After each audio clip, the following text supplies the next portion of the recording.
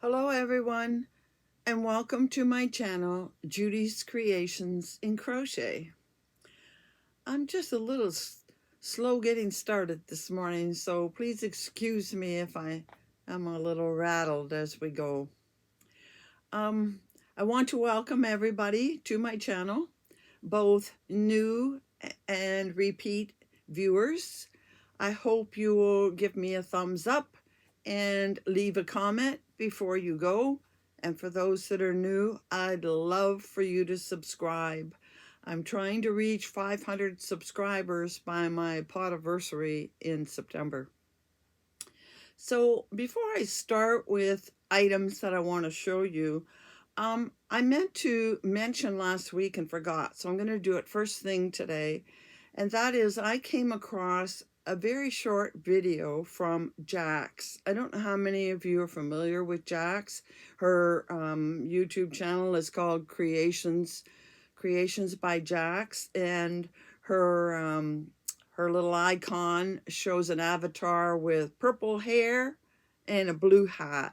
She's a very, very big supporter of the Blue Hats Hat Not Hate program that Lion Brand runs, and you can listen to more about that from her. But the reason I'm mentioning her is this time I came across a video that she called Hugs Are Free, and I will put the hashtag Hugs Are Free under my video today, and I will put a link to the video I'm talking about in the description box. But I found it a very interesting concept that she talked about turning her focus in another direction. She likes to make shawls, and she has decided she's just randomly going to send shawls to people that she knows, that she feels are in need of a hug. And you know, we all could use a hug at some time. And she thinks a shawl is a great thing that you can wrap around yourself and feel the hug from the sender. And she talked about sending shawls as hugs. And she also talked about an organization that she is going to send shawls to. She already sends shawls to Rose at Rose Likes Crochet for her wings projects. But she wanted to send some shawls other places, and there is an organization in the US, I think it's the only place it exists, called Knots with a K, Knots of Love. So those of you that are my American followers, you may want to check out Knots of Love in the US. I believe it's stationed in California, on a place where you could donate shawls. I'm one of those people that loves to make shawls, but it's a very rare opportunity I have to wear a shawl. I don't go that many places, and one of them is to my dance class, and I can't wear a shawl while I'm dancing. So I just thought I would mention it. And if some of you are looking for a place to maybe donate a few shawls, if you can, that would be a place to start. I'm going to look for some places here in Canada where I could donate some of the shawls I've made. So I just thought I would pass that along. All right, so let's start with what I am wearing. You can't see it very well because I'm always so low in the video, but I had fun choosing something to wear this with this morning because it goes with so many things. Now, this is the exact same, I guess you could call it shawl or shawlette that I showed you a couple weeks ago, made in different colors. Now, I'm going to take it off so you can see all of the colors in this one, and then I'll tell you more about it. Here are, you can see it has purple and a green, and there's a purpley burgundy color and into a pinky rose color. And I'm going to put it on as a shawl. It's the teeny bit cool down here. It's always cool down here in this lower level. And this is the same pattern that's all chains with a nice granny square kind of border. and it's a pattern by, I think it's Fiber Flux. I get Fiber Flux and Hooked by Robin mixed up all the time. But I will definitely put the link to this pattern in the description box below, just as I did, I think it was 2 weeks ago that I showed you this shawl. But I made it in a different color, again, because of my summer craft show coming up in just a little over a week now. And you can see it has so many colors in it. I didn't want to put black on today.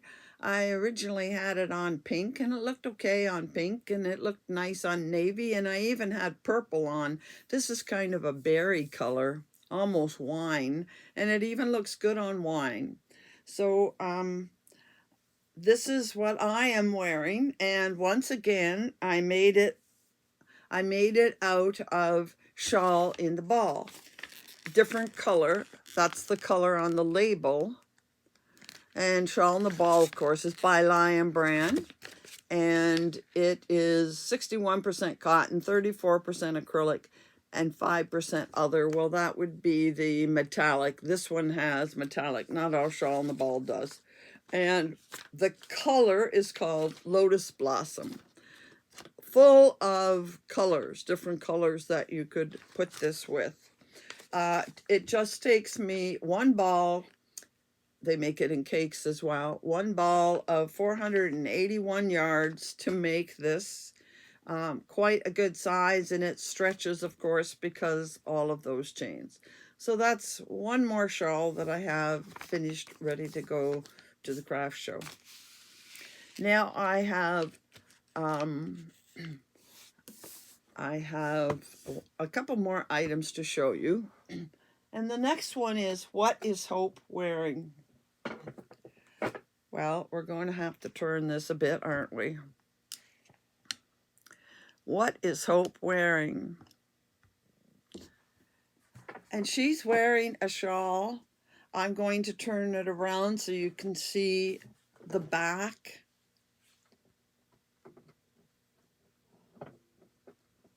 This, finally, is the shawl that I made as a tester for a designer who had designed this for a magazine. And they said I couldn't show it or reveal it or do anything with it until the magazine came out. Well, it was supposed to come out in March, but it is a brand new magazine. I don't even know the name of it. And it had problems being ready in time. And it still, to my knowledge, has not been released. But I wrote to the designer and I said, well, I'm sorry, but I'm going to a craft show at the end of June, and I really want to take this with me. And I don't think anybody in my little corner of the world is going to cause a problem if I show and release this shawl. And she said, not a problem. The only thing was I could not share the pattern in any way. So there is no link to a pattern. When I am told it is released, I guess I can link you to the magazine. But this is the one that, for those who have followed me for a while, you'll remember that I was very frustrated with this shawl, which I was doing late January and early February, I believe. First of all, it does have a lot of back loops. It has a lot of front posts, more posts, and I had never done a front post single crochet, which I found to be a little more difficult than a double crochet. And I found that when you do that, and then did they have a single crochet and then a front post single crochet? But I know they had 2 rows that were so close together, you couldn't tell which row you were supposed to be stitching in because one was right on top of the other. And the other thing is, if you recall, when I made it the first time, I had a skein of yarn the size she said, and it wasn't enough. And I didn't have anything to do to finish it. it was in about here, and so I had to remake it. And I said, okay, I'll do this real quick. So over the next week, I remade this in another yarn. And what I did was, some of you may recognize this as a hobby twister cake. And I'll show you, I have another one in a different color here. I have this twister cake. And Hobby makes what they call twister solids. I'll tell you about the yarn in just a minute. But they make twister solids where you can match up the beginning color, the end color, and sometimes colors in the middle. So here's a solid that I picked out just so you could see, a twister solid.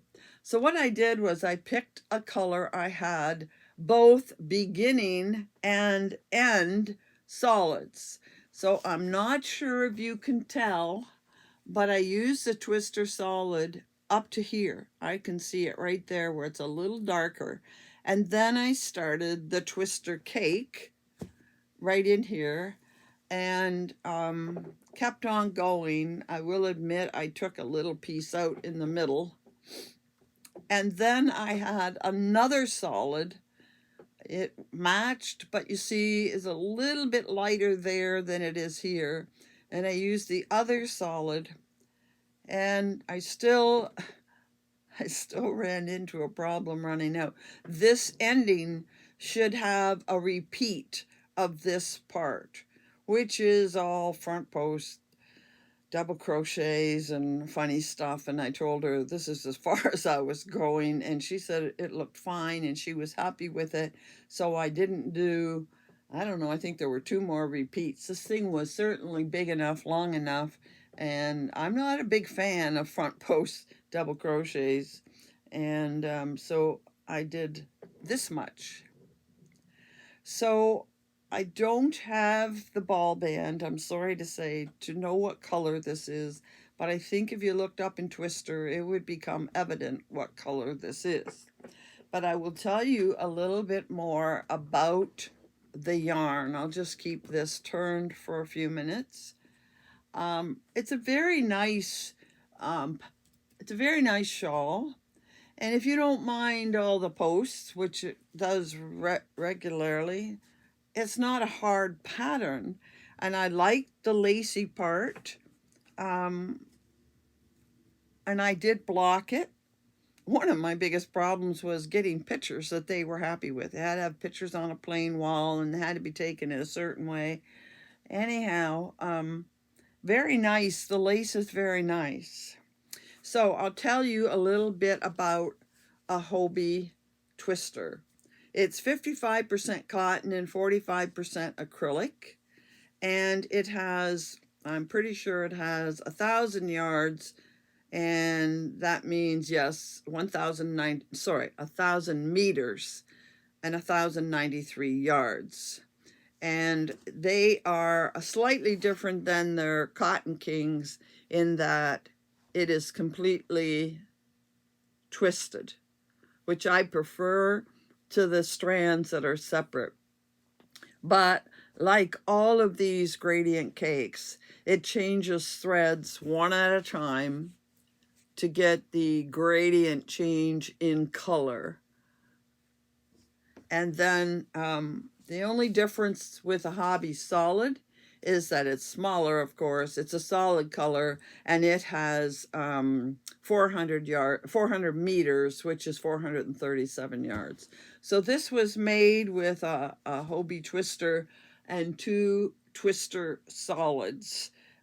So you can tell it takes a fair bit of yarn. The other thing was, when I made the first one, I have a habit of using a number 4 millimeter hook, and 4 millimeter hook meant I went through the yarn faster, and that's why I ran out. I ended up having to make this with, I believe I used a 3.5 because I rarely go smaller, although she recommended a 3 or a 3.25.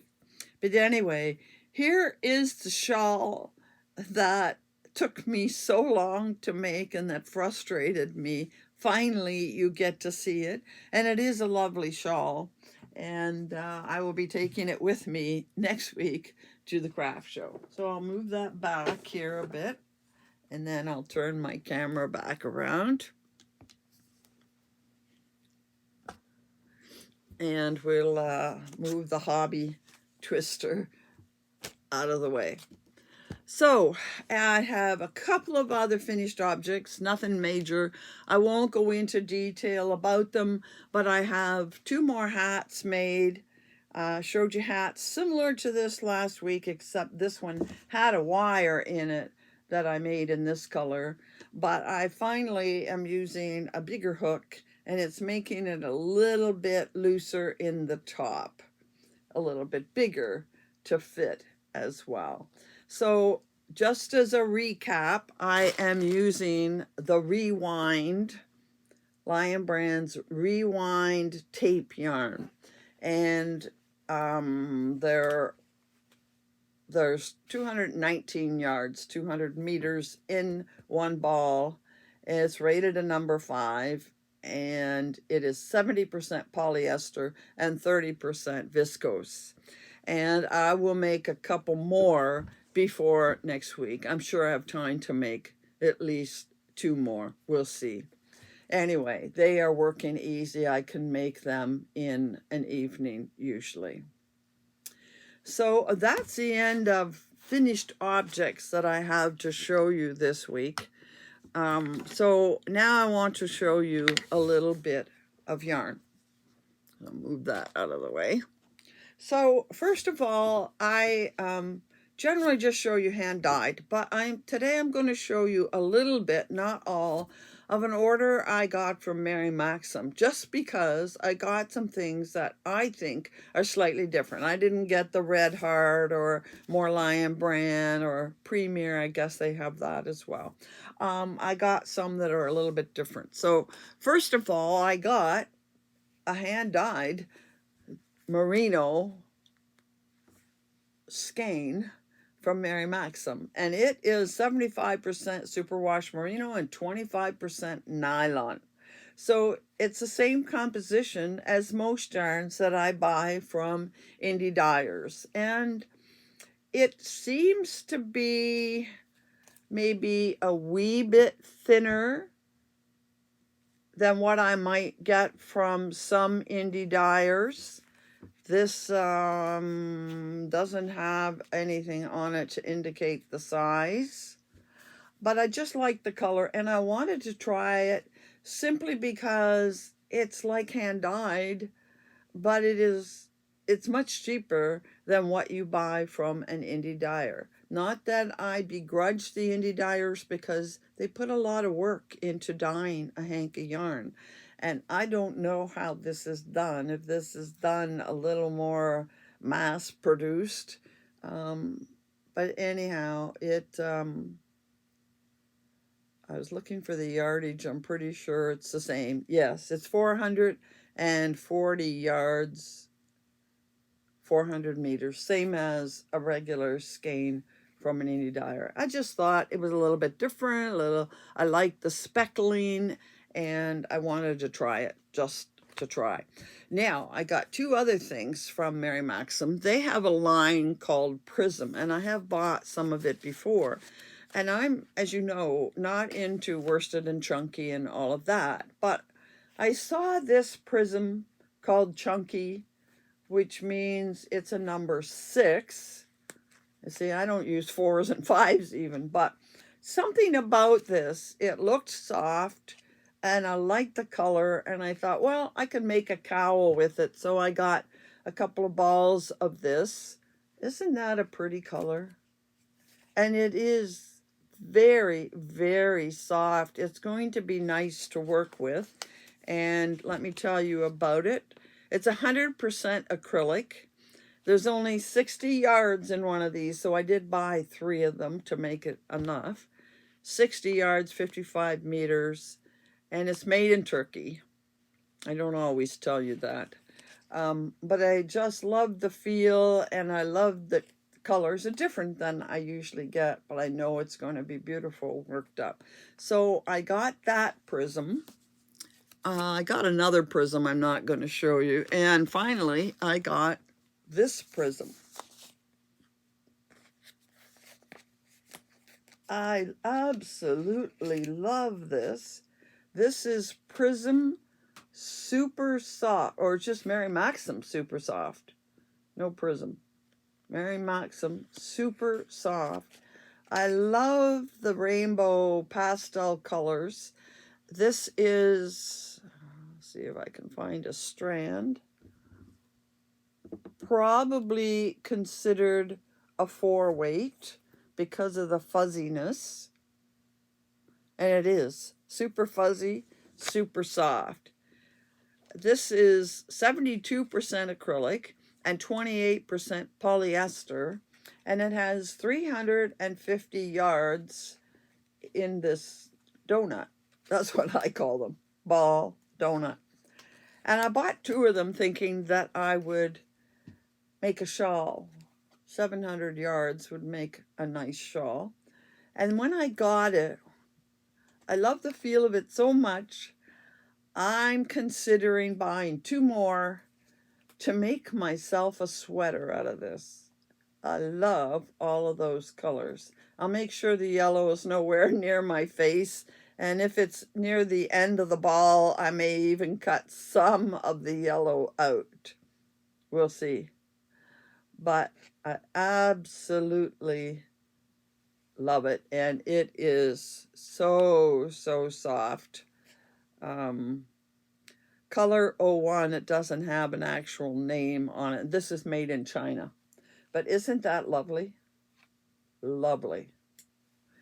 So that's some of what I got from Mary Maxim that I wanted to show you. Now, the other yarn I wanted to show you is from a company called, can't remember it all, Chicken Lady Fiber Arts. Now, I forgot to look up where she's located. I will definitely put a link in the description box. And my memory seems to tell me that she's in Colorado, but I may be wrong about that. Just excuse me for a minute. Anyway, I heard about her through Karen Hooley. I think I've mentioned Karen Hooley before. I have a few of her patterns, and I bought some yarn from her as well when she was destashing. Well, she was doing an interview of this designer. Her name is Lynn from Chicken Lady Fiber Arts.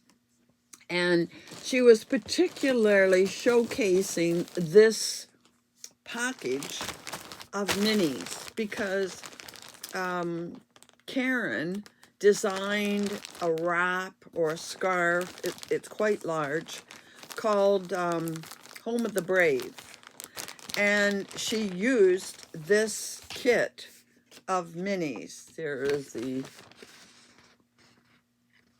logo for the fiber or Chicken Lady.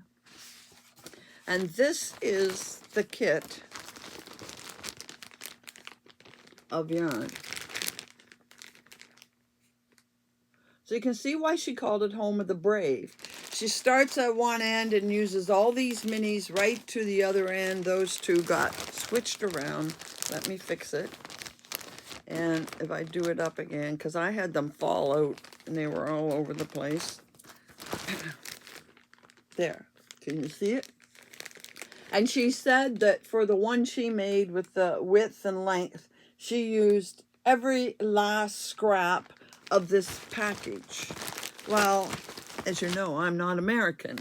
So why did I get this? Well, I asked her, could you do a package that was red to white and then reversed back out to red, so it sort of resembled the Canadian flag?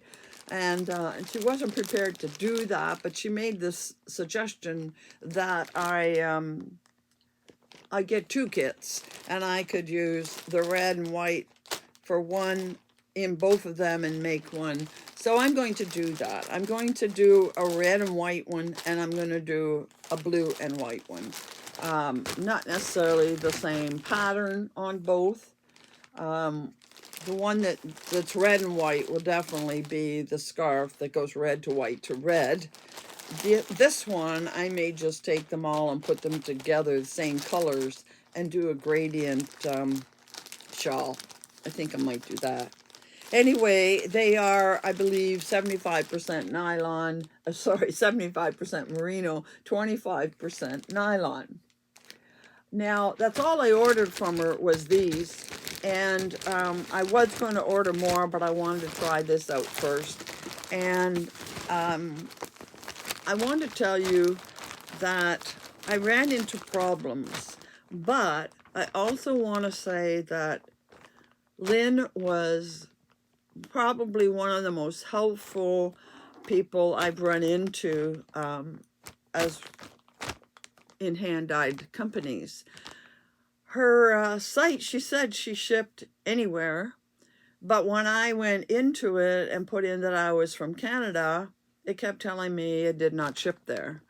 And so I told her, and she says, well, it should, but let me check. And she checked, and she says, it works from my end, and I did it. Well, I did it several times one day. I did it again the next day. It wasn't working. She said, let me check again. She checked several times. She eventually had to deal with the people at Shopify, and they did something, and it didn't work. It took more than 24 hours before I was able to process my order. But she stayed with it until she could get me through the system. And she finally did get it fixed so that it would work. Now, unfortunately for me, Shopify told her the best way to send this was UPS. Americans, you'll have no problem. She uses the postal system, but she used UPS for me. And a lot of you in Canada will know UPS and FedEx, you do not want to deal with as Canadians because they tack on all kinds of extra charges when it goes through the border. Well, I mean, there wasn't much I could do about it, but I did write her to tell her that I did like her yarns, and I have another thing to show you that she sent with it in a minute. I did write to tell her that I liked the yarns, but unfortunately I would not be reordering because I'm not dealing with UPS. I've known since the days in the 90s when I had my own store not to deal with UPS. They find extra charges to put on things. And I explained to her the difference. I paid more than twice as much with UPS than I would through the Postal Service. She wrote me back and actually thanked me for telling her this and explained that it was Shopify that recommended it, and she'd just gotten an order from UK and they told her the same thing, use UPS, and she says, I won't be using them anymore. She says, I use the Postal Service here, and I will use this Postal Service if you order from me again. So please give me another chance. I will use the Postal Service. And I thought that was very good of her to change what she was doing and to thank me and appreciate that I gave her that feedback so that she would know what was happening for her customers.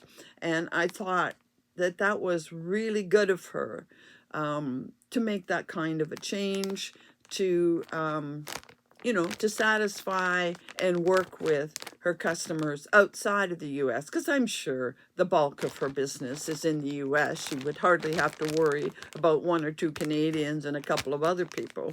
But she was willing to hear what I had to say. And I thank you for that, Lynn, that you are willing to listen to your customers. And I will definitely be making another order. But I want to show you something else that she does that I think is so unique. I'm sure most indie dyers get lots of questions about the different bases that they use. So she has put together this little box, and it's like a little box. There's her logo, and I will definitely link her website down below. And she's put this little box together that's like a sampler box of candies. But in her case, watch this. You open it up, and you know how when you get a sampler box of candies, they give you what the candy is in each section. Well, she tells you, show you this, You open it up like you would a box of candies, and you have a box of sampler yarns with, I don't think it's going to stay, I have a big enough hand, with this that goes in front of it that tells you what each yarn is. So this is a sampler of the bases that she carries. So this is the one that I got, and that's the one that's, 80% merino and 20% nylon. The next one is called Cerama Bamboo. The first one was Cerama Bamboo, and it is 60-30-10 merino, bamboo, and nylon. Now, I really like the feel of that one, and I wouldn't mind getting that one in the future. And the next one is so on and so on. Then it goes to DK, and this one I believe is a worsted. Yes, I can tell by the heavy weight. And it has cashmere in it. Now, unfortunately, I love cashmere, but I'm not really fond of working with worsted weight. Although this feels very nice, maybe the next time I write her or make an order, I'll ask if she will ever consider doing cashmere in a fingering weight, or maybe a DK, but I would prefer a fingering weight. It feels very nice. I love the color choice of her samples, obviously, my kind of colors. But anyway, she has these different choices, and like Wyandotte, Rhode Island Red, Silky, Leghorn, these are all chicken names she's given to her bases. And so you know what you'd be ordering. Here's one with Silky, silk in it. Nice. And she tells you how many yards are in a hank. So you get that information inside this little sampler box. You also get a little goodie, but the goodie is gone. So I thought, and there was no charge for this. Now, if you were to order it by itself, she says she would charge you the shipping. But in your first order, she always includes this. So all of her customers know her base. And I think that is a really extra special idea that she includes with an order. And I told her in the summer, when I get past my craft show, I will look at her site and order again, because she did have some others that I liked and would like to order. So I just tell you about that indie dyer in the US. And like I said, I'm thinking Colorado, but I could be wrong about that. And the other nice thing about, I don't know if she does this with everything, but with this kit, she also gave me on the back a coupon code for my next order. So I'm looking forward to putting this to use, and I will probably work on it this summer. So that's all the yarn I want to show you this week. I have some other yarn that came in. I will show you next week, because I don't think I'll have too many finished objects. But before we go, one last thing. I told you I would like to start including WIPs. So last week I showed you the should I put the picture in again? I'll put the picture in here one more time. This is the cowl that I'm going to be working on this summer. It ends at the end of August. I have to submit part 1 by June the 25th. And I showed you the colors, and it was unanimous. You all agreed with me, number 2. So I got to start before some of you cast your vote. And it is just barely started with the first 2 colors. It's going to curl until I block it at the very end. And I am using the Seacoast yarn, which has quite a texture. And I will tell you more about Seacoast when we get to the very end of the project. But this is just the first section of 3 parts that you do every time. There are 3 parts, 3 different stitches. This one's all single crochet. The next part is, I think, single crochet in the back loop. And the third part is what they call a drop stitch. So you're doing a single crochet dropped 2 rows to mix the 2 colors. So you do those 3 sections, and that's the end of part 1. And then you do those 3 sections again for part 2, part 3, and part 4. And this is going to keep growing until I have a very large asymmetrical triangle. So I will show you my progress on this as I go. I don't know if I will have part 1 finished by next week. I definitely have to have it done by that the day I go to my craft show. So hopefully I will have it finished by next Thursday's video. And then I'll take a break from it for a week or so before I do the next part. But I've done this in sections because I'm busy doing what I have to do for the show. So there's my progress. I did choose the colors everybody suggested, and I hope you look forward to seeing my progress as we go. So that's it for this week. Don't forget, though, that before I come back to you next Thursday, I'll be releasing a small video called the Summer Yarny YouTube Hop, and that is released, I believe, next Tuesday, which is the first day of summer. So I have my item finished. In fact, I made 2 items for the Summer Yarny YouTube Hop, and I'll be releasing those on Tuesday, and there will be a little tiny gift or prize to go with that video. So you'll want to see that next Tuesday.